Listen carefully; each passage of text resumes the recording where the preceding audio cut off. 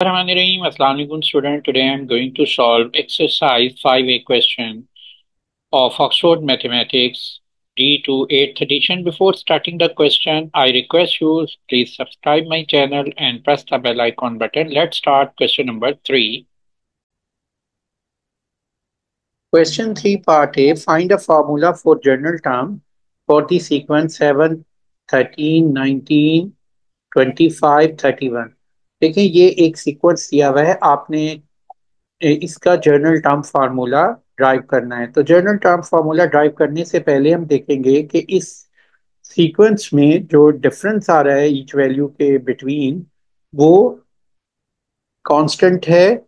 अगर वो कांस्टेंट है तो वो फर्स्ट डिफरेंस जो है कांस्टेंट है, तो वो लीनियर सीक्वेंस है। अगर फर्स्ट डिफरेंस सेम नहीं है, सेकंड डिफरेंस देखेंगे वैल्यूज के बिटवीन, वो अगर कांस्टेंट है तो वो फिर क्वाड्रेटिक सीक्वेंस होगा। फिर अगर वो सेम नहीं है, फिर थर्ड डिफरेंस चेक करेंगे, अगर वो कांस्टेंट है तो वो क्यूबिक सीक्वेंस है। तो सबसे पहले हम फर्स्ट डिफरेंस लेते हैं ईच वैल्यू के बिटवीन। 13 - 7 के बिटवीन क्या आता है? 6। 19 - 13 के बिटवीन भी 6 है। 25 - 19 भी 6 आ रहा है। तो इसका मतलब ये है कि कांस्टेंट डिफरेंस आ रहा है, तो ये एक लीनियर सीक्वेंस है। तो लीनियर सीक्वेंस की जर्नल फॉर्मूला जो है वो क्या होता है, वो हम यहाँ पर लिख लेते हैं कि general formula for linear sequence t N equal होता है ए एन प्लस बी। और बुक में जो दिया हुआ है वो है t N equal to m into n plus c. ये जो लीनियर सीक्वेंस है, ये इस फॉर्मूले को कंपेयर किया गया है जो लीनियर इक्वेशन ऑफ लाइन होती है y equal to m x plus c से। यहाँ पर नोट करो कि क्योंकि ये लीनियर सीक्वेंस है, अगर यहाँ पर ग्राफ में बनाओ किसके बिटवीन, टी एन और एन के बिटवीन ग्राफ ड्राइव करूं, तो ये जो ग्राफ होगा, एन में एक्स एक्सिस पे लूंगा और टी एन वाई एक्सिस पे लूंगा, तो ये एक straight line, linear straight line आएगी। और उसके अकॉर्डिंग ये ग्राफ बनेगा t N equal to M N plus c. और इसमें सी वाई इंटरसेप्ट होता है। किसी भी लीनियर सीक्वेंस का जनरल फार्मूला ड्राइव करने के लिए इस फॉर्मूले को यूज करेंगे। तो यहाँ पर मैं T N equal to M N plus C use कर रहा हूँ। तो यहाँ m जो है वो कॉमन डिफरेंस है जो इस सीक्वेंस में है। तो यहाँ पर कॉमन डिफरेंस क्या आ रहा है? 6 आ रहा है। और c जो है इसको हमने कैलकुलेट करना है। तो c के अगर हमारे पास m और c आ जाएगा, तो हमारे पास टर्म आ जाएगी, इसका जनरल फार्मूला आ जाएगा इस सीक्वेंस का। तो उसको ड्राइव करने से पहले यहाँ पर हम मेंशन कर देते हैं कि ये T1 किसे कहेंगे, हम फर्स्ट टर्म को कहते हैं, सेकेंड टर्म को T2, और इसी तरह T3, T4 और ये T5 है। तो आपने उससे प्रीवियस जो टर्म होगी उसको T0 कहते हैं। तो C कैसे कैलकुलेट होगा कि टी एन इक्वल होता है एम एन प्लस सी। अगर n को मैं जीरो रख लूं, तो ये क्या हो जाएगा? T0 इक्वल टू एन की रिप्लेस पे जीरो आ जाएगा, m इंटू जीरो जीरो, तो ये C आ जाएगा। इसका मतलब ये हुआ कि C जो है T1, जो हमारी जो टर्म फर्स्ट है, प्रीवियस टर्म है, उससे हमारे पास सी की वैल्यू कैलकुलेट हो जाएगी। तो आप नोट करो कि हर टर्म में अगर मैं 6 ऐड कर रहा हूं, तो नेक्स्ट टर्म आ रही है। अगर प्रीवियस टर्म लेनी होगी, तो जैसे 13 से प्रीवियस 7 है, तो सब्ट्रैक्ट करूंगा 6, इस वैल्यू को, कॉमन डिफरेंस को। तो यहाँ भी अगर 7 से -6 करूं, तो ये वैल्यू मेरे पास T0 आ जाएगी 1। तो इसको आप कैलकुलेट कैसे करोगे T0 को, कि जो फर्स्ट वैल्यू है उसमें से T1 और जो डिफरेंस है 6, उसको माइनस करोगे, तो ये वैल्यू बनती है 7 - 6 1। तो यहाँ पर C की वैल्यू हमारे पास क्या आ गई है? 1। तो आपने डायरेक्ट लिख सकते हैं आप एन सी को, के जो T1 से प्रीवियस वैल्यू है वो T0 है, वो C के इक्वल होगी। तो अब आप इस फार्मूले में t N equal to M N plus c में वैल्यू रख लेते हैं। तो m की वैल्यू हमारे पास है 6, तो ये m6 रख देंगे, और c की वैल्यू है 1, तो ये हम 1 यहाँ पर सब्सटीट्यूट कर देंगे। तो ये हो जाएगा 6n+1 इक्वल टू Tn। तो ये हमारे पास general formula of first sequence का बन गया है, तो ये आंसर है। Question 3, find the formula for general term of each of the following sequence. तो पार्ट बी में ये सीक्वेंस दिया हुआ है, हमने ये चेक करना है कि क्या ये लीनियर सीक्वेंस है या नहीं। तो लीनियर सीक्वेंस चेक करने के लिए हम क्या करते हैं कि इनके बिटवीन डिफरेंस देखते हैं। First difference first two terms में, फिर नेक्स्ट टू टर्म्स में। तो क्या अगर ये डिफरेंस सेम आया तो ये लीनियर सीक्वेंस होगा। तो देखिए, -1 माइनस -4, तो ये वैल्यू बनती है -1 + 4 3। तो ये 3 का डिफरेंस है, और नेक्स्ट वैल्यू का जो डिफरेंस है 2 माइनस -1, तो ये वैल्यू 2 + 1 3, ये भी 3 का डिफरेंस आ रहा है। और इसी तरह 5 - 2 भी 3 आता है, और 8 - 5 भी 3 आता है। तो इसका मतलब है ये लीनियर सीक्वेंस है। और लीनियर सीक्वेंस में जो इक्वेशन है न टर्म की, वो है Tn = mn + c। यहाँ पर जो m होता है वो, इस डिफरेंस को हम कहते हैं m इक्वल होता है 3 के, जो डिफरेंस फर्स्ट डिफरेंस आ रहा है। तो ये इक्वेशन हमारे पास बन जाएगी Tn = 3n + c। अब आपने c कैलकुलेट करना है, तो Tn इक्वल है mn + c के। तो इसका मतलब ये है कि अगर मैं n0 रख लूं तो ये T0 इक्वल होगा 0m × 0 + c। तो T0 c के इक्वल होगा। तो हम अगर T0 वैल्यू निकाल लें, जीरो टर्म वैल्यू ले लें, तो c आ जाएगा। आपको मालूम है, this is first term, this is second term, this is third term, this is fourth and fifth. अगर आपने इससे प्रीवियस टर्म लेनी है T0, तो क्या करेंगे, नेक्स्ट टर्म में आप ऐड कर रहे हैं +3, तो प्रीवियस टर्म गेट करने के लिए क्या करेंगे, माइनस कर देंगे। तो यहाँ पर C4 में से -4 में -3 कर दें, तो ये हमारे पास C की वैल्यू आ जाएगी T0 की। तो यहाँ पर T0 कितना आ गया है, C कितना आ गया है, -7। तो Tn इक्वल होगा 3n - 7। तो ये हमारे पास इनर टर्म वैल्यू आ गई। अब हम इसके पार्ट थर्ड पे आते हैं। Question 3, part C, find a formula for general term for each of the following sequence. देखें, यहाँ भी ये जो सीक्वेंस दिया हुआ है, इसको हमने देखना है कि ये कौन सा सीक्वेंस है, लीनियर, क्वाड्रेटिक या क्यूबिक।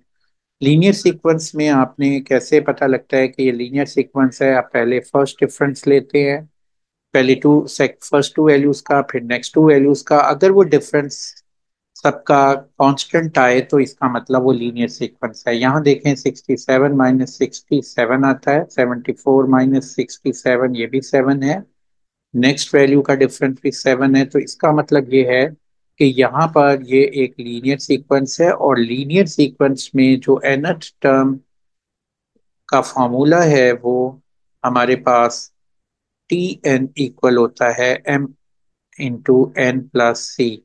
m जो है ये डिफरेंस को शो करता है, जो कांस्टेंट डिफरेंस आ रहा है वो m है। तो m कितना आ जाएगा यहाँ पर, 7। तो ये जो इक्वेशन बन जाएगी Tn = 7n + c। अब आप नोट करो कि जो c है वो हमने कैलकुलेट करना है। तो Tn इक्वल है mn + c के, तो मैंने पहले भी बताया था। तो अगर n 0 हो जाए तो ये जो T0 होगा, ये 0 × m 0 हो जाएगा, c के इक्वल होगा। तो अगर हम टर्म वैल्यू कैलकुलेट कर लें तो हमारे पास c आ जाएगा। यहाँ पर देखें, ये फर्स्ट टर्म वैल्यू है T1, this is T1, this is T2, T3, T4। और इससे प्रीवियस जो टर्म होगी वो T0 होगी। अगर आपने नेक्स्ट टर्म लेनी हो तो +7 ऐड करते हैं, अगर प्रीवियस टर्म लेनी होगी तो इसमें से 7 माइनस कर देंगे। तो T1 से T0 अगर आपने करें, तो ये वैल्यू सब्ट्रैक्ट करें, इधर -7 इसमें से करें तो ये T0 आ जाएगा। तो 6, ये 57 बनेगी। तो यहाँ हम लिख देते हैं कि T0 = C = 60 - 7। तो ये 60 - 7 हमारे पास जो वैल्यू बनेगी, ये 53 आएगी। तो यहाँ पर हम लिख देते हैं C = 53, और ये Tn किसके इक्वल आ जाएगा, 7n + C = 53। तो ये nth टर्म का फार्मूला आ गया है पार्ट सी का। D find the general term formula for this sequence. जैसे हमने पिछले पार्ट किए हैं, इसमें भी हम चेक करेंगे कि ये कौन सा सीक्वेंस है, लीनियर है या नहीं। तो लीनियर सीक्वेंस के लिए हम देखते हैं इनके बिटवीन डिफरेंस, अगर कांस्टेंट होगा तो ये लीनियर होगा। तो ये देखते हैं जो डिफरेंस है 11 - 14, तो ये डिफरेंस आ रहा है -3। तो -3 इसको हम कॉमन डिफरेंस भी कहते हैं। तो कॉमन डिफरेंस सेकंड में से फर्स्ट वैल्यू को सब्ट्रैक्ट करने से गेट होता है। तो 8 - 11 ये भी -3, 5 - 8 -3, 2 - 5 -3। तो ये कांस्टेंट वैल्यू आ रही है सब में। तो इसका मतलब है ये लीनियर सीक्वेंस है, और लीनियर सीक्वेंस की जो टर्म वैल्यू होती है Tn, वो इक्वल होती है Mn+c के।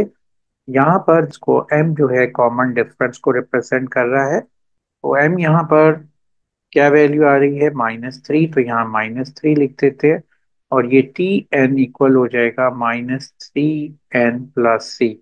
अब c आपको पहले भी बताया था, t जो जीरो होता है वो c के इक्वल होता है। तो t0 आप कैसे कैलकुलेट करोगे, यहाँ पर this is first term, this is second, third and fourth and fifth term. तो प्रीवियस टर्म जो होगी इससे पिछली टर्म होगी। तो 14 से T1 से T2 की टर्म लेने के लिए -3 करते हैं 14 में से, तो नेक्स्ट टर्म आ जाती है। अगर हमने रिवर्स जाना हो तो हम क्या करेंगे, ऐड करेंगे। तो 14 में ऐड कर देंगे 3 को, तो ये वैल्यू आ जाएगी। तो हम यहाँ लिख सकते हैं 14 और इसमें -3। तो ये वैल्यू हमारे पास बन जाएगी 17। अब यहाँ पर हम c की प्लेस पे लिख लेते हैं 17। तो ये वैल्यू एनर टर्म हो गई 3n+17। तो हमारा आंसर आ जाएगा, जनरल टर्म फार्मूला हो गया Tn equal to -3n+17। Question number 4, consider the sequence, write down the next two term of the sequence. देखें इस सीक्वेंस में आप नेक्स्ट टू टर्म्स फाइंड करनी है। पार्ट फर्स्ट में ये सीक्वेंस दिया हुआ है। तो सीक्वेंस में सबसे पहले हम क्या चेक करते हैं, उनका डिफरेंस लेते हैं कि क्या वो डिफरेंस कांस्टेंट है। अगर वो कांस्टेंट होगा तो वो लीनियर सीक्वेंस होगा, और उसी डिफरेंस के अकॉर्डिंग नेक्स्ट टू टर्म्स भी हम लिखेंगे। तो यहाँ देखें फर्स्ट डिफरेंस इसमें आ रहा है 17 - 7, 7 का डिफरेंस है। 21 - 14 7 आ रहा है, और ये भी 7 डिफरेंस है। तो इसका मतलब ये है कि जो नेक्स्ट टू टर्म्स हैं उनमें भी डिफरेंस 7 का होगा। तो नेक्स्ट टर्म लेने के लिए हम क्या करेंगे, 7 जो है आप ऐड करेंगे नेक्स्ट टर्म को गेट करने के लिए। तो 35 में 7 ऐड करें 42, फिर 42 में 7 ऐड कर दें तो ये वैल्यू आ जाएगी 49। तो ये नेक्स्ट टू टर्म्स हमारे पास आ गई हैं 42 एंड 49। अब आपने nth टर्म निकालनी है, जनरल टर्म फार्मूला लेना है। तो आपको मालूम है कि ये कांस्टेंट डिफरेंस आ रहा है। तो यहाँ पर ये कौन सा सीक्वेंस है, लीनियर सीक्वेंस है। तो हम यहाँ पर लिखेंगे दिस इज लीनियर सीक्वेंस। और लीनियर सीक्वेंस का जो फॉर्मूला है nth टर्म का जनरल फार्मूला वो है Tn इक्वल टू Mn+c। यहाँ पर जो m है वो इक्वल है कॉमन डिफरेंस के, यानी कि जो दोनों टर्म्स में डिफरेंस आ रहा है वो यहाँ पर m है 7। तो ये 7 इसका यहाँ पर ये कॉमन डिफरेंस 7 आ गया है, इसको कॉमन डिफरेंस कहते हैं। और जो c है उसको हम कैसे कैलकुलेट करेंगे कि T0 जो होता है वो c के इक्वल होता है। तो यहाँ पर T0 अगर आप Tn में Mn+c में n0 रखें तो आपको मालूम है कि ये वैल्यू क्या आ जाएगी, T0 इक्वल टू c। तो इसलिए हम c जो है वो इसकी जो टर्म वैल्यू है जीरो टर्म वैल्यू पे जो आंसर होगा। तो यहाँ पर नोट करो कि ये फर्स्ट टर्म की जो वैल्यू दी हुई है वो 7, फिर सेकंड की 14 और इसी तरह थर्ड की 21। अगर आपने प्रीवियस वैल्यू लिखनी हो तो क्या करेंगे, नेक्स्ट वैल्यू में +7 ऐड कर रहे तो यहाँ पर गेट करने के लिए इसी वैल्यू को माइनस कर देंगे T1 से। तो T1 से 7 को माइनस करेंगे तो यहाँ लिखेंगे 7 - 7, तो ये 0 आ जाएगा। अगर एज ए फॉर्मूला आप लिखना चाहते हैं T1 में से जो कॉमन डिफरेंस आ रहा है उसका डिफरेंस ले लें तो वो T0 आ जाता है, यानी C आ जाएगा। तो यहाँ पर C की वैल्यू हमारे पास बन रही है 7, T1 7 है, M7 है, तो ये 0 आ जाएगी। तो यहाँ हम लिखेंगे Tn equal to M is 7, N और C इज 0। तो यहाँ पर Tn इक्वल टू 7N आ गया। तो ये हमारा आंसर है। अब आ जाता है पार्ट थर्ड। 105th टर्म जो है आपने कैलकुलेट करनी है। तो 105th टर्म को हम एन जो है पोजीशन को शो करता है। एन कितनी पोजीशन है? 105th। तो इसका मतलब है टी एन इक्वल होता है हमारे पास 7N+0, यानी 7N के रिप्लेस पे हम 105 लिख देंगे और 7 × N की रिप्लेस पे फिर 105। तो ये आंसर आ जाएगा 735।